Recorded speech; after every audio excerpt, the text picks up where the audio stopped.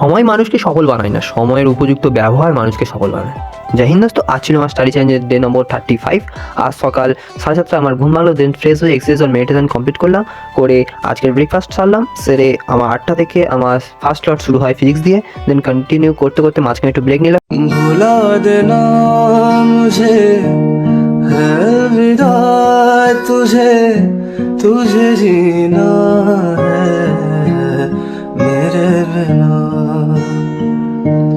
सफर ये है तेरा ये रास्ता तेरा तुझे जीना है। তারপরে আবারও ফিজিক্স পড়া কমপ্লিট করলাম, করে আজকে লাঞ্চ করলাম, দেন কিছুক্ষণ ঘুমিয়ে নিয়েছিলাম, দেন তারপরে 2টোর দিকে উঠলাম, ফ্রেশ হলাম, দেন আমার সেকেন্ড স্লট শুরু হয় 2:30 থেকে কেমিস্ট্রি দিয়ে। আজকের কেমিস্ট্রির কেমিক্যাল কাইনেটিক্স চ্যাপ্টারের রিভিশন দিচ্ছিলাম, দেন পেয়েছিল প্রচুর খিদে, তাই খাবার নিয়ে খেতে খেতে আজকের আমার কেমিস্ট্রি রিভিশন কমপ্লিট করলাম 6:30 পর্যন্ত।